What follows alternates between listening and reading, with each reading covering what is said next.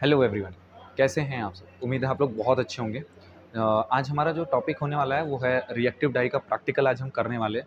जैसा कि आप जानते होंगे कि रिएक्टिव डाई जो जो हमारा रिएक्टिव डाई है वो जनरली 2 टाइप्स का रिएक्टिव डाई होता है। एक कोल्ड ब्रांड रिएक्टिव डाई होता है और एक हॉट ब्रांड रिएक्टिव डाई। तो आज जो हम प्रैक्टिकल करेंगे वो हमारा कोल्ड ब्रांड रिएक्टिव डाई होगा। तो बात करते हैं इसके कुछ इंट्रोडक्शन के बारे में। तो जो कोल्ड ब्रांड रिएक्टिव डाई होता है उस वो हमारा डाईक्लोरोट्राईएजिन टाइप्स का मतलब डाईक्लोरोट्राईएजिन टाइप्स के रिंग सिस्टम उसमें पाए जाते हैं, जिसमें 2 क्लोरीन होता है। 2 क्लोरीन होने की वजह से उसकी एफिनिटी बहुत तगड़ी होती है, मतलब वो बहुत तेज़ी के साथ रिएक्ट करता है। तो जो हमारा कोल्ड ब्रांड रिएक्टिव डाई होता है वो हाईली रिएक्टिव होता है। जो हमारा कोल्ड ब्रांड रिएक्टिव डाई होता है वो हाईली रिएक्टिव होता है। ये जो जनरली हमारे जो रिएक्टिव डाई है ये ब्राइट शेड के लिए यूज़ किया जाता है। ब्राइट शेड के लिए होता है। ये जो कोल्ड ब्रांड रिएक्टिव डाई है इसको हम लो टेम्परेचर पे यूज़ कर सकते हैं। लो टेम्परेचर मतलब हम रूम टेम्परेचर पे जनरली इस डाई का प्रोसेस करते हैं। अब ये जो हमारा रिएक्टिव डाई है, जो हमारा कोल्ड ब्रांड रिएक्टिव डाई है, इस रिएक्टिव डाई की फास्टनेस प्रॉपर्टी अच्छी होती है, मतलब गुड मान सकते हैं। इसकी लाइट और वॉशिंग फास्टनेस अच्छी होती है। इसके और फाइबर्स के बीच में, मतलब जो हमारा रिएक्टिव डाई, जो हमारा कोल्ड ब्रांड रिएक्टिव डाई है और फाइबर है, उन दोनों के बीच में कोवैलेंट बॉन्ड्स होता है। कोवैलेंस बॉन्ड्स तो बन जाते हैं, बट इनका जो फिक्सेशन रेट होता है वो बहुत वीक होता है। फिक्सेशन रेट कम होने की वजह से हम यहाँ पे जो केमिकल यूज़ करते हैं वो हमारा ग्लैबर सॉल्ट और सोडा एस यूज़ करते हैं। जो हमारा ग्लैबर सॉल्ट होता है वो हमारे डाई का एग्जॉशन का काम करवाता है, और जो हमारा सोडा एस होता है यहाँ पर फिक्सिंग एजेंट की तरह काम करता है, मतलब डाई को फिक्स करता है हमारे फाइबर पर। ओके, आइए स्टार्ट करते हैं प्रैक्टिकल के बारे में। आप देख सकते हैं यहाँ पे जो हमारा वेट ऑफ मटेरियल है फैब्रिक का, वो हमारा यार्न है उसको मैंने 40 ग्राम लिया हुआ है।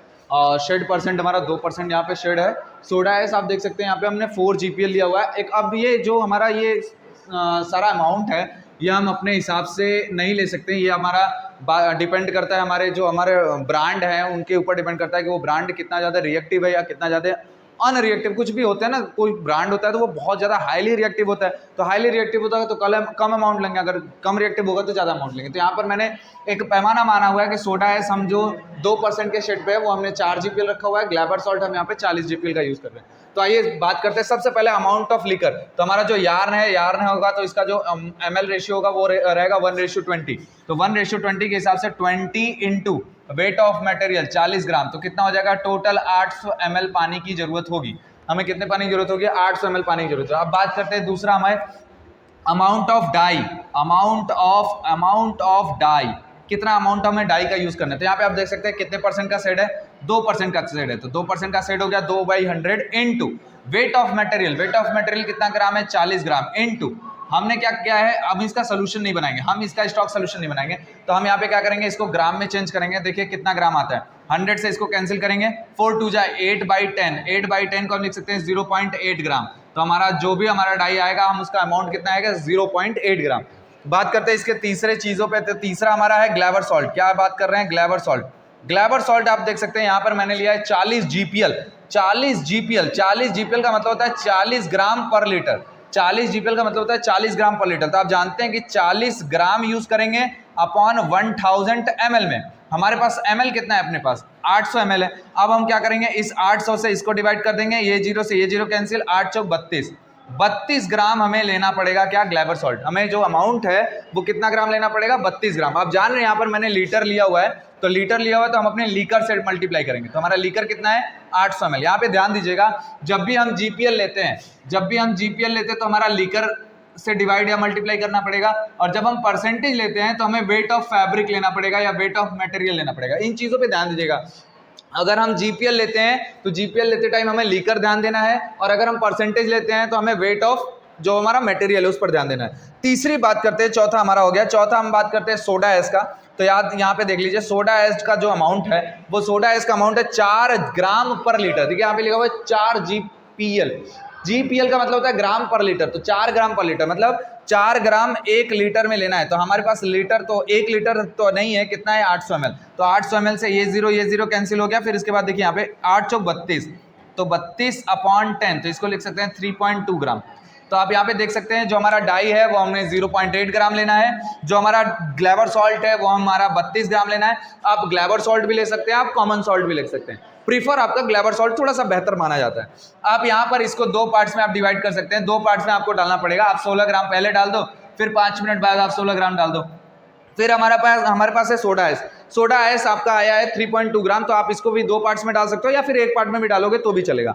अगर आपको इसके प्रोसेस सीक्वेंस के बारे में पूरी जानकारी चाहिए तो आप मेरे पिछले वीडियो जो मैंने कोल्ड ब्रांड रिएक्टिव डाई के बारे में इंट्रोडक्शन दिया है, आप वहां पर जाकर वीडियो को चेकआउट कर सकते हैं। ओके, आगे के प्रोसेस को ध्यान देते हैं। ये 40 ग्राम का हमारा सैंपल है, इसको अब हम डाई करने वाले हैं। यहाँ पर आप देख सकते हैं जो हमारा डाई का अमाउंट आया है वो हम डाई का अमाउंट लेंगे। तो ये थोड़ी सी मशीन की फ़ॉल्ट है बट हो जाएगा।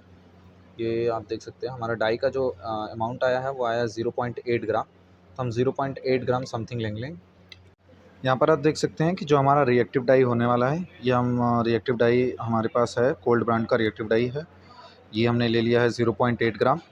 ये हमारा सोडा एस है जो हम यहाँ पर यूज़ करेंगे फिक्सिंग एजेंट के काम के लिए, तो डाई को फिक्स करने के लिए।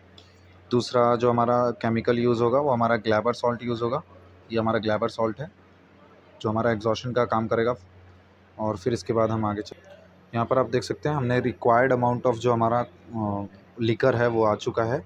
ये हमारा 800 ml का लिकर है। थोड़ा सा फाइबर को उसके में इमर्स करेंगे कि उसके जो फाइबर हैं वो थोड़े वेट हो जाएं। फिर इसके बाद हम यहाँ पे आप देख सकते हैं हमने कोई टेम्परेचर नहीं दिया है। ये मैंने थोड़ा सेफ्टी के लिए रखा है, थोड़ा साफ़ सफाई का ध्यान देना हमें यहाँ पे जहाँ पे हम प्रैक्टिकल कर रहे हैं। पहले हम फैब्रिक को थोड़ा सा, या जो हमारा फाइबर है, जो हमारे यान है, उसको हम थोड़ा सा इमर्स करेंगे कुछ टाइम के लिए, क्योंकि वो हमारा फाइबर अच्छे से भीग जाए। आप भीगा हुआ भी यूज़ करोगे तो ज़्यादा बेहतर होगा। तो हमारा फाइबर अच्छे से इमर्स्ड हो चुका है। अब इसके बाद हम इसमें डाई डिज़ोल्व करेंगे। इसको लगभग 2 से 3 मिनट या 5 मिनट तक आप जितना टाइम तक रख दोगे तो थोड़ा सा फाइबर हमारा क्या होता है, स्वेल हो जाता है, तो एब्जॉर्बेशन अच्छा हो जाता है।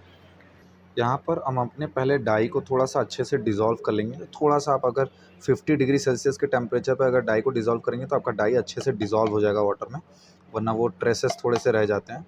तो हम यहाँ पे डाई को थोड़ा सा डिज़ोल्व कर रहे हैं, देख रहे हैं आप। थोड़ा सा टेम्परेचर मैंने लिया है, हल्का, बहुत गुनगुना पानी, बहुत कम गुनगुना पानी मैंने लिया हुआ है। यहाँ पे आप देख सकते हैं हमने डाई को डिज़ोल्व कर लिया है। अब इस डाई को डिज़ोल्व करने के बाद, इस डाई को हमने डिज़ोल्व कर लिया है। अब इसके बाद हम इसको अपने जो हमारा डाई बात है उस सॉल्यूशन में इंक्लूड करेंगे। पहले हम अपने जो यान है उसको बाहर निकालेंगे। यान को बाहर निकालने के बाद, यहाँ पे हमने यान को बाहर निकाल लिया है। यान को बाहर निकालने के बाद हम डाई को डालेंगे, इसके अंदर डाई को इमर्स करेंगे। देख सकते हैं यहाँ पे हमने डाई को डाल दिया है। अब डाई को डालने के बाद इसको थोड़ा सा चलाएंगे।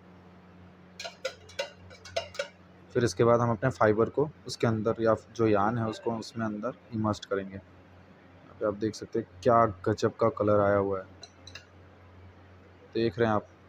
हाईली रिएक्टिव डाई है ये, बहुत तेज़ी के साथ रिएक्ट होती है फाइबर्स के साथ, और सेलुलोजिक फाइबर्स के साथ तो बहुत तगड़ा रिएक्शन होता है इसका। आप यहाँ पे देख सकते हैं हम इसको,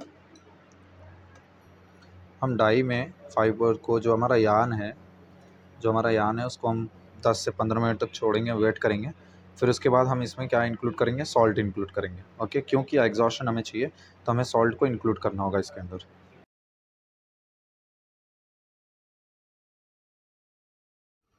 15 मिनट कंप्लीट होने के बाद हम अपने जो यान होगा उसको हम बाहर निकालेंगे। और इसके बाद हम फर्स्ट पार्ट हमारा जो कॉमन सॉल्ट का, सॉरी कॉमन सॉल्ट मैं बोल रहा हूँ, ग्लैबर सॉल्ट जो आया हुआ है उसके अमाउंट को हम आधा डालेंगे। मतलब हमारा जो अमाउंट आया हुआ है कैलकुलेट करने के बाद वो हमारा 32 ग्राम है, तो 32 ग्राम में से 16 ग्राम हम अभी डाल देंगे, फिर 16 ग्राम हम 10 मिनट बाद डालेंगे। तो यहाँ पर आप देख सकते हैं हम यहाँ पे ग्लैबर सॉल्ट का यूज़ करेंगे। हमारा ग्लैबर सॉल्ट है जो कि आधा जाएगा। यहाँ पे आप देख सकते हैं ये हमारा ग्लैबर सॉल्ट हमने आधा डाल दिया। अब आधा डालने के बाद इसको स्टीयर करेंगे। जो ग्लैबर सॉल्ट होता है वो हमारा डाई का एग्जॉशन का काम करता है, मतलब डाई को हमारे फाइबर के अंदर लेके जाता है, ऐसा समझिए। इसको हम अच्छे से घोल लेंगे। ये सब रूम टेम्परेचर पे हो रहा है, ये सारी चीज़ें रूम टेम्परेचर पे हो रही हैं, तो आप ध्यान दीजिएगा ये सारी चीज़ें। यहाँ पे फैब्रिक को इसके अंदर इमर्स्ड कर देंगे आप, और फिर हम इसको 10 मिनट के लिए छोड़ेंगे, जिससे हमारा एग्जॉशन का प्रोसेस अच्छे से हो जाए, फाइबर के अंदर हमारा जो डाई है अच्छे से पेनिट्रेट हो जाए 10 मिनट बाद। फिर इसके बाद हम सेकेंड पार्ट डालेंगे कॉमन सॉल्ट का।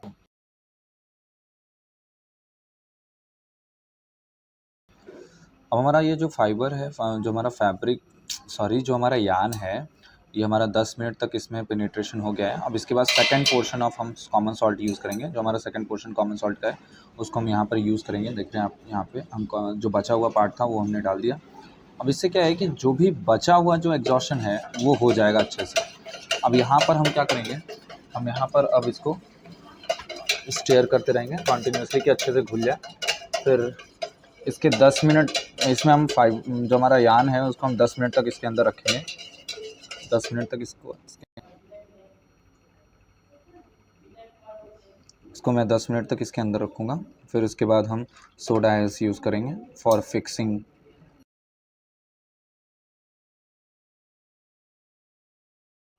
अब यहाँ पे देख सकते हैं हमारा जो कॉमन सॉल्ट का पूरा प्रोसेस है वो हो चुका है। एग्जॉशन का जो प्रोसेस था वो हो चुका है। अब हम अपने डाई को फिक्स कर रहे हैं। अब अपने डाई को फिक्स करने के लिए हमें इसमें डालना पड़ेगा सोडा आयस, जो कि हमारा फिक्सिंग एजेंट की तरह काम करेगा। तो हमारा जो सोडा आयस आया हुआ है वो आया हुआ है 3.5 ग्राम, 3.2 ग्राम हमारा सोडा आयस आया हुआ है। तो उस सोडा आयस को हम यहाँ पर आप चाहें तो 2 पार्ट में डाल सकते हैं या आप चाहें तो एक साथ ही डाल सकते हैं। दोनों का प्रोसेस सेम है, थोड़ा सा डिफरेंस आता है कलर का। तो यहाँ पे थोड़ा हम प्रैक्टिकल कर रहे हैं, इस वजह से हमने क्या किया है एक साथ ही डाला हुआ है। और इसको आप अच्छे से डिज़ोल्व करने के बाद इसमें आप जो हमारा यान है इसको हम 15 मिनट तक रखेंगे। 15 मिनट तक इसमें इमर्स करेंगे, जिससे हमारा जो डाई है वो अच्छे से इसके अंदर पेनिट्रेट हो जाए, फिक्स हो जाए, अच्छे से फिक्स हो जाए। आप देख सकते हैं कलर में चेंज कैसा आ रहा है। जैसा ही मैंने सोडा ऐश डाला इसका देखिए कलर चेंज हो गया, बिकॉज क्योंकि डाई जो है अब हमारी फिक्स्ड हो रही है इसके अंदर। अब ये जो डाई हमारी फिक्स्ड हो चुकी है इसको हम 15 मिनट तक ऐसे ही छोड़ देंगे और फिर इसके बाद हम इसकी शॉपिंग प्रोसेस करेंगे। तो हाँ,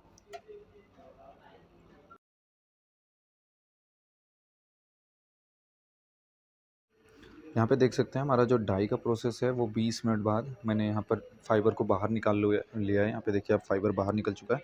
अब थोड़ा डाई के एग्जॉशन को देखिए। यहाँ पर आप देख सकते हैं कि हमारा जो डाई है वो एग्जॉशन हुआ है, बट यहाँ पर जो हमारा कलर दिख रहा है ना वाटर का, ये हाइड्रोलाइज्ड डाइज़ है।